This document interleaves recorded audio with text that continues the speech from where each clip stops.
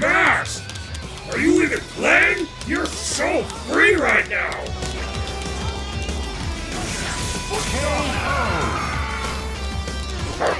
You're like the candy Doom steals from babies! Yeah, keep talking.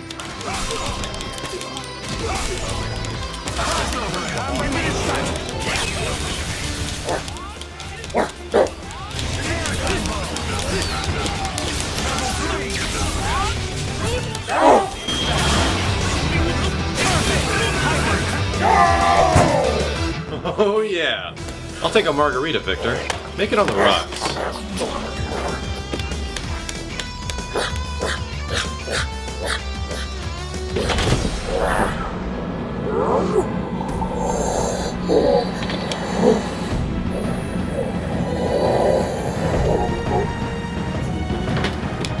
Doom, your saltiness is making me thirsty!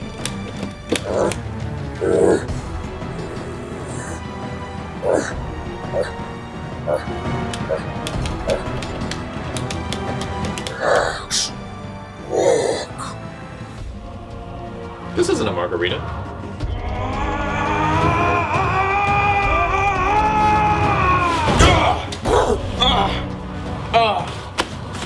Yeah.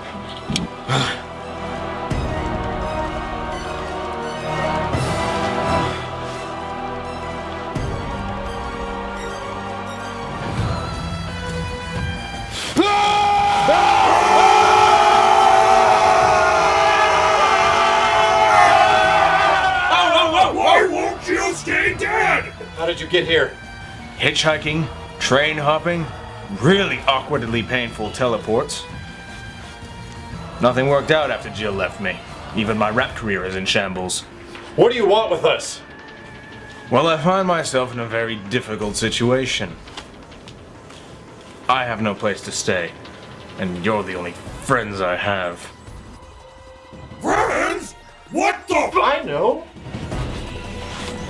You can help us with Nemesis.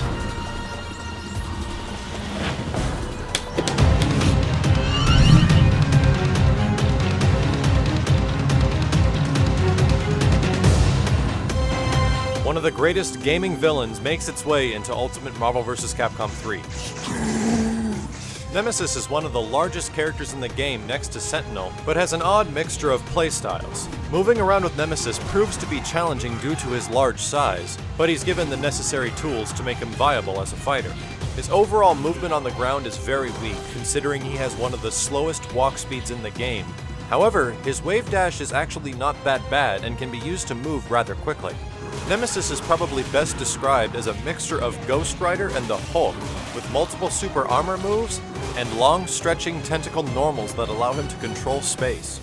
He also has some of the highest damage output of any character, projectiles, and extremely tricky command grabs that can be used to reset opponents.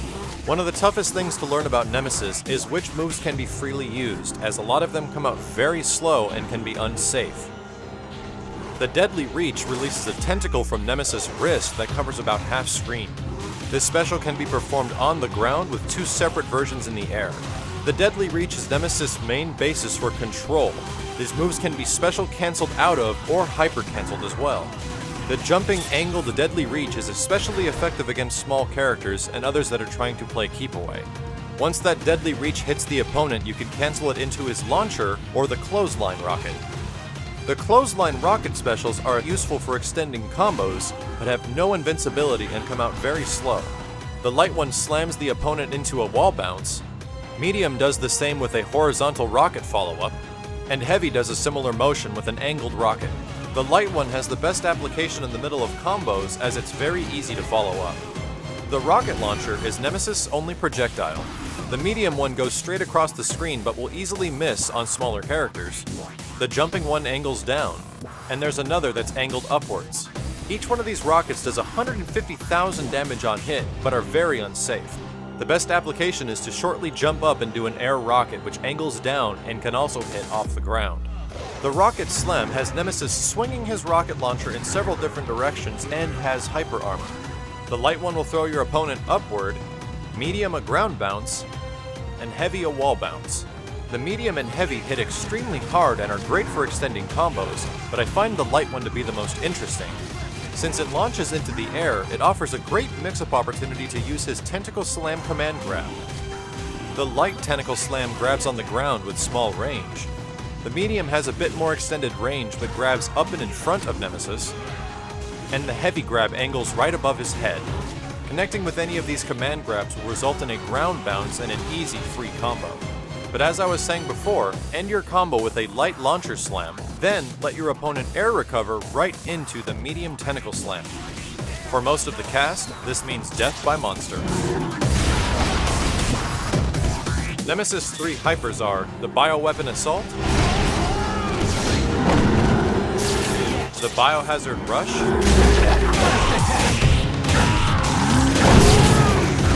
and the Fatal Mutation Level 3 Grab.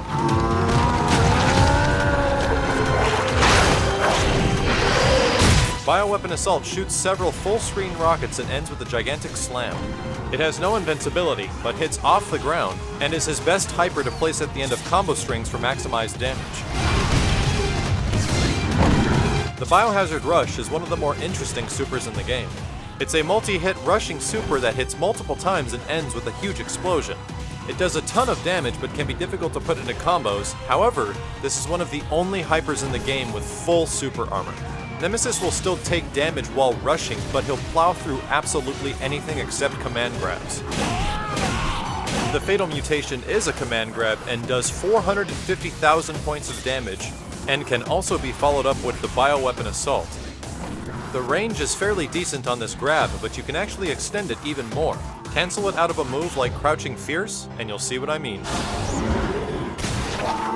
Nemesis' 3 assists to choose from are the Clothesline Rocket, the Launcher Slam, and the Rocket Launcher. The Clothesline Rocket comes out fairly fast and causes a useful wall bounce. The Launcher Slam has a single hit of hyper armor and causes a ground bounce, and the Rocket Launcher is a full screen projectile. The Launcher Slam is my assist of choice because of its hyper armor, its ability to extend combos, and it comes out rather quickly. Nemesis can execute some of the most damaging solo combos in the game due to his huge size and strength.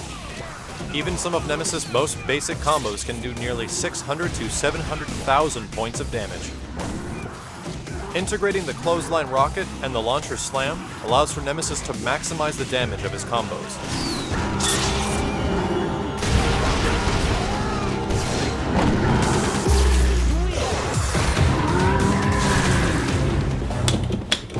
You know, Nemesis is an excellent addition to any team.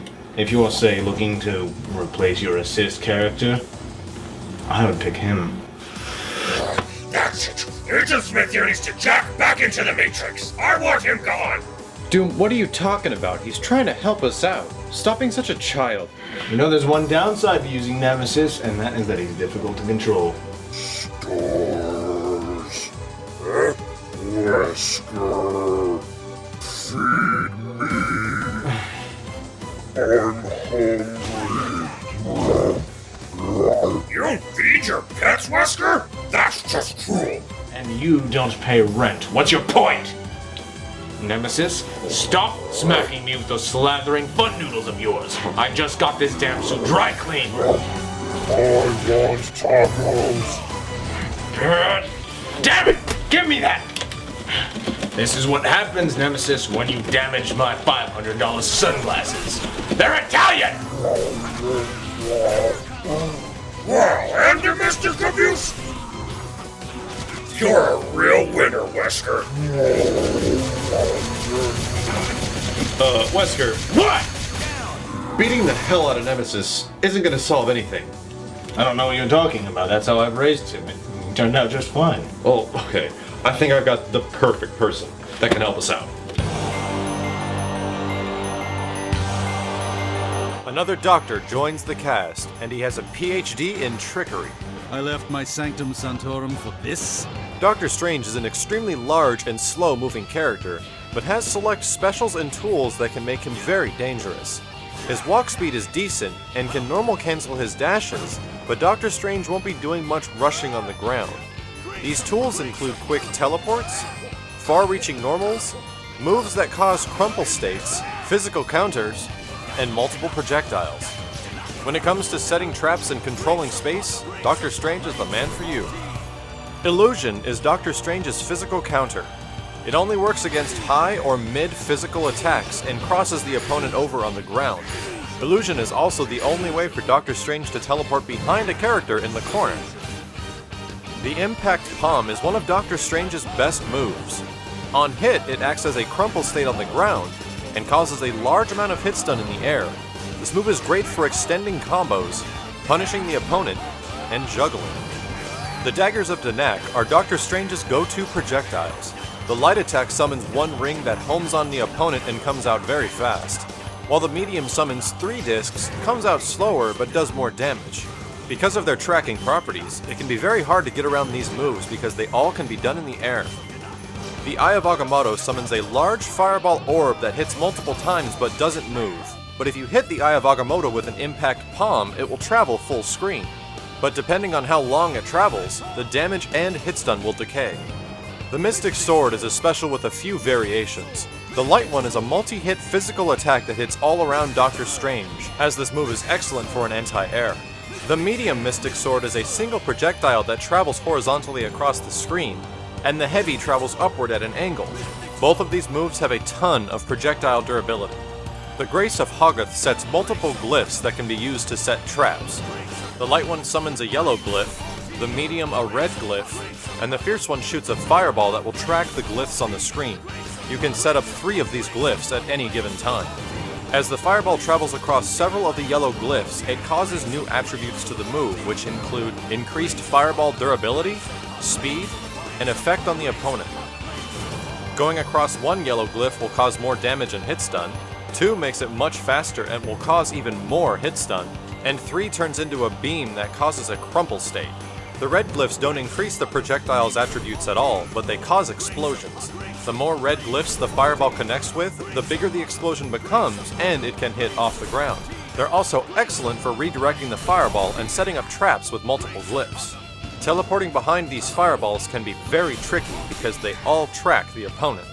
Doctor Strange also has a general flight command. It's best used for mixing up block strings and can also be executed in the air to get away. But if you're looking to mix up your opponent, then the teleports are what you should be using. The light teleport tracks the opponent and appears in front, the medium directly behind, and the heavy appears right above. The light and medium teleports only track characters on the ground, but the heavy will track the opponent everywhere, including the air. The Bolts of Balthazar is a double-hitting beam projectile. If it connects, the first hit causes an incredible amount of hit stun, and the second one will knock back. This is a powerful move, but it comes out slow with low durability, and most characters can duck right under it. Doctor Strange's 3 hypers are the Spell of Ashanti, the 7 Rings of Ragador, and his level 3 Astral Magic. By the holy hosts of Hoggoth! The Spell of Ashanti is an auto-tracking, extremely quick pillar projectile. Multiple button presses during this hyper will double the hits and increase the damage greatly. It can also be performed in the air, and it hits off the ground. Considering the amount of scenarios this hyper applies itself to, it can be considered one of the best level 1s in the game. The 7 Rings of Ragador is a projectile counter hyper. Activating this hyper right before you're hit by a projectile will activate a large beam that will counter and hit the opponent. Having this counter hyper makes Doctor Strange extremely scary because he can counter projectile hypers, regular projectiles, and can stop most characters zoning. And with multiple button presses, you can increase the damage and double the hits. Most counters can be difficult to integrate into your game plan, but this hyper is very useful. Astral Magic is Doctor Strange's level 3 and travels about 3/4 the screen acting as a projectile. Doing 450,000 points of damage, this level 3 is the best follow-up for a completed air combo, then hit a character off the ground with a Grace of Hoggoth beam or an off-the-ground assist. And if you're fast enough, you can actually follow up the level 3 with a Spell of Ashanti for bonus damage. Doctor Strange's first assist is the medium Daggers of Danak. The 3 discs are delayed and will track the opponent anywhere on the screen, but if Doctor Strange gets touched at any point, the discs will disappear. The Eye of Agamotto holds its place on the screen and does about 10 hits. This assist is great for lockdown as it will hold your opponent in position for a period of time. This one is actually my preferred assist for Doctor Strange. Bolts of Balthak is the third assist and has the same attributes as the regular move. The only issue is that this assist comes out very high and can be ducked easily by most characters.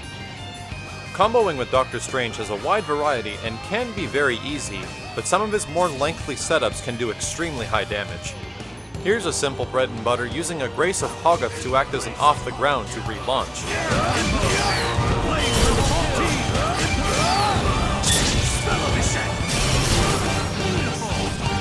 And here's a corner relaunch combo that utilizes Astral Magic and Spell of Vishanti.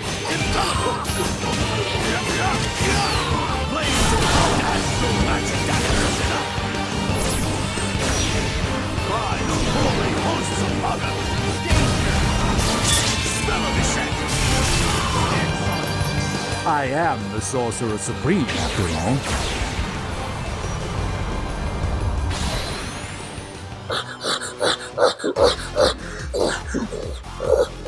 Sir, we got here. Contacts. Oh, what's up here? Villains. And top tier jerk. Hold on. Stupid troll. What else we got here? Galactus. Oh no. That's not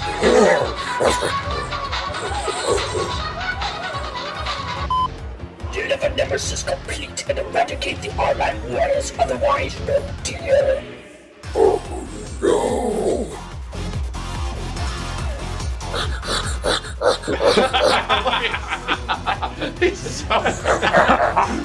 Yes, they're jokes. Good. So, Wesker, how's life these days without a steady stream of samples?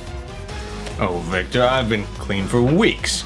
Nasty habit, really. And gods, I don't need any samples anymore. Yeah, dude. Good for you. Yeah, dude. Good for you. Because I'd hate it if you were secretly just a pawn for Galactus. Deliver Nemesis complete and eradicate the Arline warriors, otherwise no deal. Okay, look, here's the thing about Galactus. Nope. Whoa, you're getting way too good at that. Yeah, Doom's been practicing in the mirror. For this? Nah, I just want to look good. Hey! Get me out of here, you wretched degenerates! Got it. What am I wearing? These aren't the threads of a god. I feel like I'm back in the mid-90s.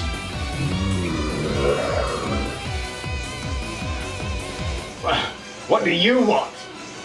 Stars.